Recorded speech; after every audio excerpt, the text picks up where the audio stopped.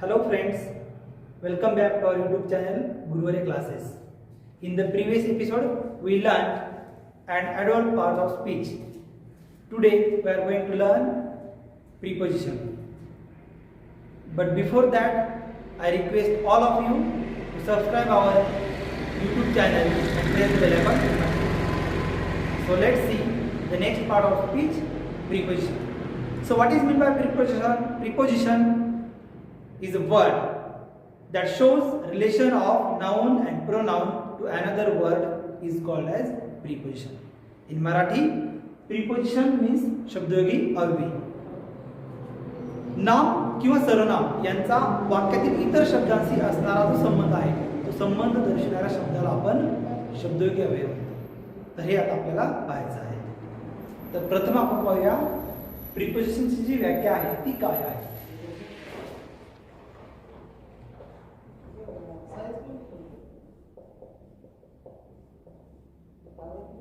जसं आपण पाहू शकता प्रिपोजिशन म्हणजे शब्दयोगी अव्यय.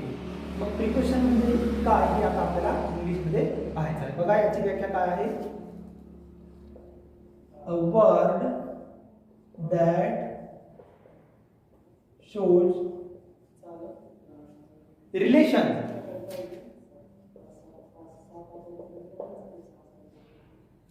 a word that shows relation of noun and pronoun.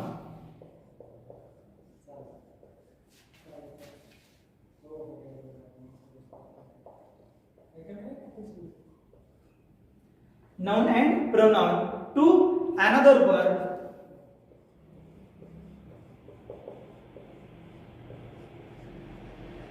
is called as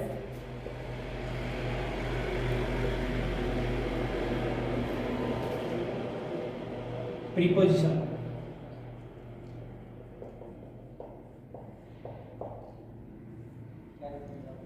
पहा या व्याख्यामध्ये काय म्हटलं आहे. A word that shows relation. Relation म्हणजे काय, त्या शब्दाचा जो संबंध आहे म्हणजे जो शब्द त्याचा संबंध नाम किंवा सर्वनाम याच्याशी येतो किंवा इतर शब्दाशी येतो त्याला आपण शब्दयोगी अव्यय म्हणायचं. आणि हे जे शब्दयोगी अव्यय आहेत हे वाक्यामध्ये खूप महत्त्वाचे असतात. जर शब्दयोगी अव्यय वाक्यामध्ये नसेल तर ते वाक्य अर्थहीन कसं होतं हे सुद्धा आपल्याला पुढं पाहायचं आहे. तर बघा ही जी व्याख्या आहे ही व्याख्या मराठीमध्ये अशी असेल. नाम किंवा सर्वनाम यांचा वाक्यातील इतर शब्दांशी असणारा जो संबंध आहे तो दर्शवणाऱ्या शब्दाला शब्दयोगी अव्यय असे म्हणतात. मग शब्दयोगी अव्ययाची काही उदाहरणं आपल्याला पाहिजे. तसे भरपूर उदाहरणं आहेत परंतु काही उदाहरणं आपल्याला पाहायचे आहेत. बघा for example over, from, of, on, out, for, at, since etcetera. या सर्व प्रिपोजिशन्स आहेत हे लक्षात घ्यायचं. आता याचा प्रत्येक ठिकाणी वाक्यात खूप चांगल्या प्रकारे उपयोग करायचा असतो. जर याचा चुकीच्या ठिकाणी आपण उपयोग केला तर वाक्य पूर्णतः अर्थहीन होऊन जातं. हे कसं अर्थहीन वाक्य होतं हे आता आपण पाहायचंय. म्हणजेच काय आहे, शब्दयोगी अव्यय जर वाक्यामध्ये नसेल तर पूर्णपणे वाक्य अर्थहीन होतं. बघा उदाहरण, there is a book the table. हे जे वाक्य आहे याच्यामध्ये प्रिपोजिशन नाहीये. याच्यामध्ये या वाक्यामध्ये ऑन हे प्रिपोजिशन असलं पाहिजे. परंतु ऑन हे प्रिपोजिशन फक्त माहीत असून गरजेचं नाहीये, ते योग्य त्या ठिकाणी वापरणं सुद्धा गरजेचं आहे. जर तुम्ही ते वापरलं नाही योग्य त्या ठिकाणी तर वाक्य मात्र अर्थहीन होईल हे लक्षात घ्या. म्हणून या वाक्यात सुद्धा अर्थ लागत नाही. There is a book the table वाक्याचा काही अर्थ मिळतोय का, नाही. हे वाक्य मग काय आहे, आपलं इनकरेक्ट आहे हे लक्षात ठेवायचे. मग बरोबर वाक्य काय होईल बघा, there is a book on the, जसं आपण उदाहरणामध्ये पाहू शकता ऑन प्रिपोजिशन आहे.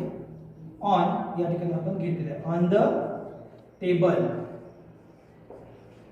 याचा अर्थ काय आहे, there is a book on the table म्हणजे पुस्तक टेबलावर आहे. जर ऑनच या वाक्यामध्ये नसेल तर वाक्याला अर्थ लागणार आहे का? नाही. म्हणून वाक्यामध्ये प्रिपोजिशन हे खूप महत्त्वाचं आहे, हे लक्षात ठेवा. आता पुढचा जो प्रश्न आहे तो म्हणजे पोझिशन, स्थान. शब्दयोगी अव्ययाचं जे स्थान आहे ते नेमकं कुठं असतं? वाक्यात फक्त याच ठिकाणी असतं असं नाही. सुरुवातीलाही असू शकतं, मध्यभागीही असू शकतं आणि शेवटीही असू शकतं. हे आता आपल्याला पोझिशन ऑफ प्रिपोजिशन मध्ये पाहायचं आहे. Position of preposition.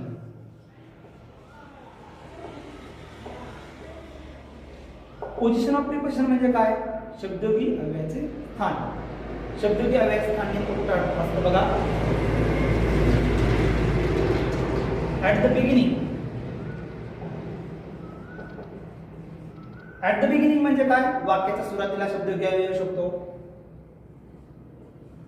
In the middle म्हणजेच वाक्याच्या मध्यभागी शब्दयोगी अव्यय येऊ शकतो. त्यानंतर at the end. At the end म्हणजे वाक्याच्या शेवटी. वाक्याच्या शेवटी सुद्धा हा शब्दयोगी अव्यय येऊ शकतो. तर हे जे शब्दयोगी अव्यय आहेत ते खूप महत्त्वाचे आहेत. हे आता आपण इथे पाहिलेले आहे. जसं की हे उदाहरण अर्थहीन आहे. जर शब्दयोगी अव्यय जर योग्य त्या ठिकाणी वापरला तर ते वाक्य अर्थपूर्ण होईल. जर शब्दयोगी माहिती आहे आपल्याला परंतु जर योग्य त्या ठिकाणी वापरता नाही आला तरी ते अर्थहीन होणार आहे. जसं की या वाक्यामध्ये there is a book the on table असं वाक्य केलं तर बरोबर होईल का? नाही. किंवा there is a on book the table होईल का? बरोबर वाक्य नाही.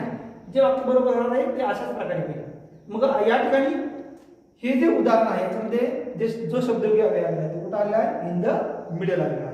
अशाच प्रकारे आता आपल्याला ॲट द बिगिनिंगला वाक्य शब्दयोगी अव्यय कशा प्रकारे येऊ शकतो, इन द मिडलला शब्दयोगी अव्यय कशा प्रकारे येऊ शकतो, किंवा ॲट द एंड या ठिकाणी शब्दयोगी अव्यय आलेला आपल्याला आता पाहायचं आहे.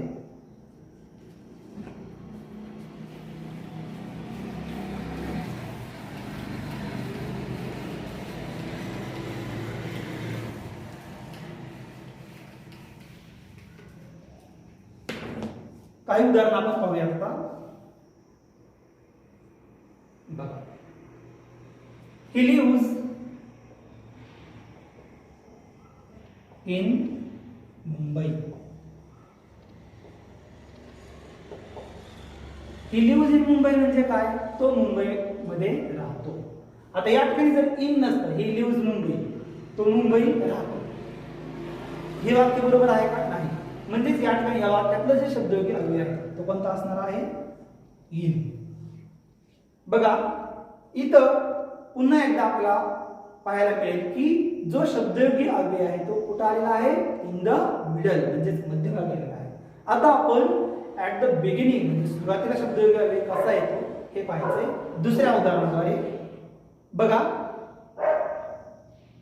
या ठिकाणी आपण प्रत्येक वेळी शब्दयोगी अव्यय जो आहे तो at the end line, in the middle line, at the beginning line हे लक्षात ठेवायचे. कारण की शब्दयोगी अव्यय हा कुठेही येऊ शकतो, हे लक्षात घेणं खूप महत्त्वाचं आहे. बघा, with whom are you going? whom are you going? with whom are you going म्हणजे काय? तू कोणासोबत जात आहेस. या वाक्यातलं जे प्रिपोजिशन आहे ते कोणतं असणार आहे? विथ हे प्रिपोजिशन आहे. म्हणजेच इथं शब्दयोगी अव्यय कुठे आलेला आहे? वाक्याच्या सुरुवातीला आलेला आहे, हे लक्षात ठेवा. पुढचं उदाहरण पाहूया आपण. I will meet you at 12 PM. I will meet you at 12 PM. या ठिकाणी at हा जो मिडल पोझिशन आलेला प्रिपोजिशन आहे, म्हणजे मध्य ठिकाणी आपण ज्याला म्हणू इन द मिडल, म्हणजे मध्यस्थानी या ठिकाणी काय झालेलं आहे? शब्दयोगी अव्यय आलेला आहे. जर या ठिकाणी ऍट नसेल तर वाक्य अर्थहीन होईल. हे अगोदरही आपण पाहिलं आहे. पुढचं उदाहरण बघा. I will meet you 12 PM असं उदाहरण जर आपण घेतलं तर त्याला अर्थ दाखवणार नाही, वाक्य अपूर्ण वाटेल. हे सर्वांनी लक्षात ठेवायचं. दिस इज अ बुक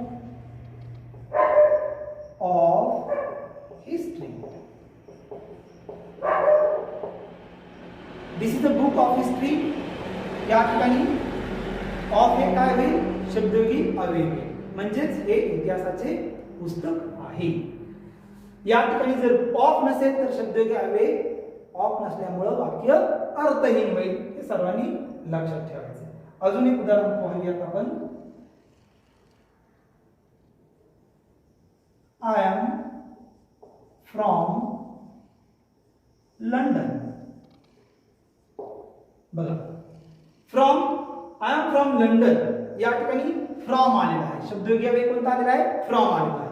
आणि एक गोष्ट लक्षात ठेवायची की ज्यावेळी शब्दयोगी अव्यय येतो त्यानंतर नाउन सहजासहजी आलेलं असतं.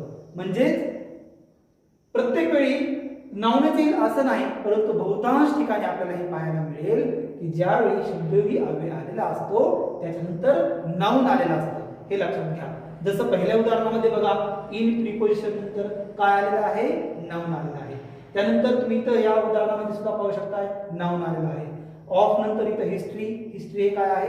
नाउन आहे. हे सुद्धा त्या ठिकाणी त्या अनुषंगाने सर्वांनी लक्षात घ्यायचं आहे. तर शब्दयोगी अव्यय वाक्यामध्ये खूप महत्त्वाचे असतात आणि ते कोणत्या ठिकाणी असले पाहिजे हे तुम्ही आज अभ्यास करा.